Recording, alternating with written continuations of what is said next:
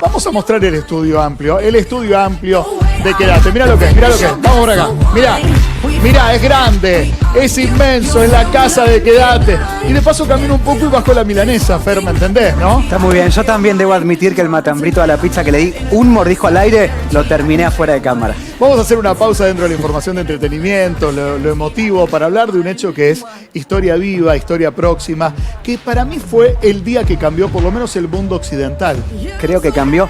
Hay una anécdota histórica que una vez le preguntan a un canciller chino en 1990, ¿qué piensa usted de la Revolución Francesa? No sé, todavía es muy pronto para decirlo. Bueno, a ver, las Torres Gemelas en algún punto es así. Sí. No sabemos todavía qué consecuencias va a tener en nuestras vidas. Sabemos las que tuvo. Estados Unidos empezó la guerra contra el terror, invadió Afganistán, Irak, muchísima gente que falleció, casi 3.000 personas. Consecuencias gigantescas. No es hace 20 años solamente, porque si hablamos, o 30 años, 20 años. 20 años. 20 años. O si hablamos de la situación de Afganistán de hoy, eso empezó justamente por la andanada bélica de Estados Unidos buscando a Osama Bin Laden y a el presidente de Irak. Exactamente, a ver, por eso te decía Luis, hay cosas que pasaron hace 20 años, pero en términos históricos, 20 años es ayer, es un abrir y cerrar de ojos. Entonces, para hablar de las Torres Gemelas siempre tenemos que saber que las estamos viendo desde una perspectiva, que es al mismo tiempo larga, porque pasaron 20 años, pero al mismo tiempo también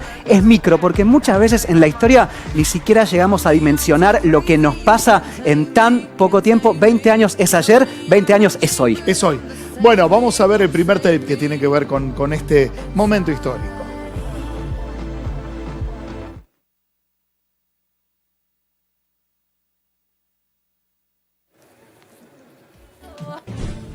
Este es el momento donde impactaba el primero de los dos aviones. Muchos recordarán ese momento que lo veíamos en directo. Es la primera vez que una tragedia de este tipo circulaba por el mundo en tiempo real como una ficción. Es más, hubo algunos canales de televisión, donde colegas inadvertidamente decían, no, debe ser parte de una película, esto no puede ser real. Es que de hecho cuando impacta el avión sobre la primera torre, 8:46 AM de la mañana, todavía mucha gente no entendía, digamos, si realmente había sido un accidente. Era algo tan raro que la gente decía, bueno, ¿será que un avión se equivocó el conductor? El piloto, digamos, exacto, no se sabía. Y de repente vemos todos en vivo, porque a ver, cuando la primera torre es impactada, no lo estábamos viendo en vivo, es algo que uno no se espera. Ahora, después del impacto, ya todos los canales estaban transmitiendo desde ahí, y en ese momento, en vivo, para todo el mundo, 15 minutos después, pasa el otro avión, y ahí el mundo dice, bueno, esto no es un accidente, es un atentado terrorista para todo el mundo en vivo y en directo. Después hubo dos aviones más, uno que iba apuntado al Pentágono, exacto, que lo terminan derribando, y otro que impacta en las afueras de Nueva York, ¿es así? Sí, en Pensilvania. Hay muchos rumores respecto a al cuarto avión, el menos conocido. No se sabía bien a dónde iba, por qué fue que se termina cayendo. Se habla de una rebelión de la tripulación. Bueno, hay muchísimo misterio. Hay mucho misterio incluso en cómo cayeron las torres. Como te decía antes, Luis, a ver, cuando una cosa sucede hace 20 años, lo cierto es que todavía hoy no tenemos muchas herramientas, incluso si es tan grande como para saber qué fuese efectivamente lo que pasó. Vamos en vivo a Nueva York, a 20 años de la caída de las Torres Gemelas, donde ahora está el Ground Zero. Es así, amigo Zabalza, muy buenas tardes desde Buenos Aires, Argentina. ¿Cómo anda Luis? Fer, acá estamos donde hoy se desarrolló justamente la conmemoración de este 20 aniversario y estuvieron todos, todo el arco político y por supuesto los familiares de los casi 3.000 personas que fallecieron en este lugar. Como podrás ver, son los famosos piletones donde estaban las Torres Gemelas. A ver, voy a abrir un poquito acá. Esto sería la Torre Sur, para que lo vean. Y un poquito más allá está la Torre Norte. En ambos lugares, Mauricio, en ambos lugares sí, se hicieron estas instalaciones que son especie de foso con una fuente en el medio, sí, ¿o hay una sola? No, son dos. Dos lugares. Una en cada torre, exactamente, y bueno, es agua que está cayendo todo el tiempo y significa un fondo que no tiene fin porque no se alcanza a ver el fondo. Uno, por más que busque en cualquier ángulo, no se busque. Y por supuesto, la conmemoración, el silencio, hoy porque por ahí un poquito más de ruido porque hay mucha gente, obviamente son 20 años y después de que se abrió el tema de la seguridad, de que se fueron los presidentes, que terminó el acto donde se leyeron las 3.000, casi 3.000 nombres, como hacen todos los años, ¿no? Y tocan campana en cada momento del atentado. Bueno, entró la gente y obviamente el turismo y los mismos habitantes de la ciudad de Nueva York no quieren quedar fuera de esta conmemoración, ¿no? Mauricio, 20 años después, ¿no? Cuando uno ya empieza a ver los hechos de otra forma, ¿cuál es la percepción de lo que hizo Estados Unidos una vez que el atentado se efectuó? Pensando particularmente en que invadió Afganistán y 2 décadas después, efectivamente, hoy mismo los talibán vuelven al poder, ¿no? Mira, yo te diría, Fer, hay 2 cuestiones. Una, la sociedad de Nueva York, al menos. Yo llegué en enero del 2013, esto lo vi en mi General Belgrano querido, mientras hacía radio en la mañana, y yo ya tenía el boleto, así que imagínense el impacto que fue para mí, ¿no? Y una es la percepción de la parte política y otra la percepción de la gente. En lo que se refiere a la gente, tengo entendido que se volvió mucho más solidario en Nueva York, definitivamente. Se unió de una manera increíble. Hay que tener en cuenta que, por ejemplo, todo el mundo trabaja en Manhattan, pero no vive en Manhattan, y ese día todos, sin distinción de banderías, de economías, de lo que sea, volvieron caminando y la gran mayoría guardó sus zapatos de ese día cuando volvieron, por ejemplo, a Queens, a Brooklyn, a Staten Island o al Bronx.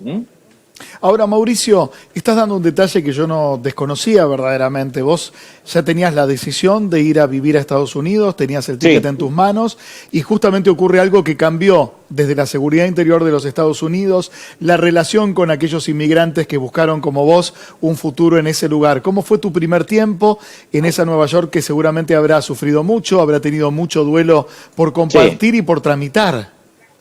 Mira, escuchando testimonios de la gente, uno no llegó en la mejor época, ¿no? Pero hay que tener en cuenta que nosotros estábamos en el 2001, Luis, y bueno, por ahí este tipo de cosas nos quedaban como demasiado lejos, ¿no? Pero de cualquier manera, bueno, uno vino, igual se hace un camino, y como te decía, sobre todas las cosas, la tristeza. Yo recuerdo apenas vine en enero, obviamente que el primer lugar que vine a visitar fue había una explanada en la iglesia San Paul, que es donde estaba la reja que se ponían las fotos de aquellos desaparecidos. El 40%, Luis, de los que murieron acá nunca aparecieron. Se pulverizaron en este lugar. Y justamente en esa explanada uno podía mirar el agujero que había quedado, porque no solo fueron las Torres Gemelas, fueron la Torre 7, fue el Marriott y otras que estaban adyacentes a este lugar, ¿no? Por eso, cuando uno veía, realmente no se podía creer, porque esto es muy grande, te puedo asegurar. Acá abajo están confluyendo estaciones de trenes que van a New Jersey, subtes que pasan en distintas direcciones. Es realmente grande este lugar. Mauricio, te quería preguntar, porque siempre la memoria colectiva y el imaginario social son parte importantísima de cómo terminamos recordando el hecho. Si vos particularmente te acordás, y de paso aprovecho también a Luis, ¿qué estabas haciendo el 11 de septiembre de 2001 a las 9 de la mañana? Y yo estaba en mi radio, en General Belgrano, en mi radio haciendo el programa. Llega el notero y me dice, una avioneta le pegó a una torre de Manhattan. Inmediatamente pongo la CNN y me parece que fue lo que hicimos todos y vimos en directo justamente el segundo avión, ¿no? El que impactó la Torre Norte. Mira, fue tan fuerte el avión que impactó acá, en la Torre Sur, que uno de los motores que está guardado en el edificio ese que está ahí, que es el museo que se inauguró en 2014, fue a parar a 5 cuadras de este lugar en la calle Murray. Para que vean la violencia que tuvo esto y bueno, ni hablar. Hoy hablaba con un paramédico en la mañana, porque esto está bueno, las historias de la gente, ¿no? Y el paramédico me decía, mandábamos los cuerpos al Bellevue, que era un hospital que estaba acá en Manhattan, que ya se cerró hace un tiempo, y me dice, muchos de los cuerpos habían perdido toda la sangre y era como agarrar ropa vieja. Esa era la sensación que tuvo él, y un policía que trabajó acá me decía, inmediatamente que cayeron las torres, ya no hubo más sobrevivientes. Y eso fue lo más impactante, porque todos esperan cuando hay un terremoto o pasa alguna desgracia, de que haya gente abajo de los escombros. Claro. Bueno, acá no se la encontró. Mauricio, gracias por este contacto. No dejo de recomendar una película que son 11 documentales, se llama 110901, el día que cambió el mundo, por 11 directores de 11 países distintos, y nos da una cosmovisión de un momento donde el mundo tembló, donde muchos países recordaron sus propios duelos del 11 de septiembre y donde Occidente pasó a ser no tan hóspito, ¿sí? Pasó a ser un lugar de tensiones más expuestas que esperemos en algún momento pasen y seamos un pueblo hermano. Mauricio, gracias por este contacto. Tal cual. Luis, abrazo grande, saluda a Tatiana. Ahí está. Fer, como siempre, un placer. Por favor, para mí. A recordar e investigar más que nada a los pibes que no vivieron afortunadamente este momento trágico para Occidente. Hay filmografía, hay estudios y siempre es importante saber de dónde uno viene para saber a dónde uno quiere ir.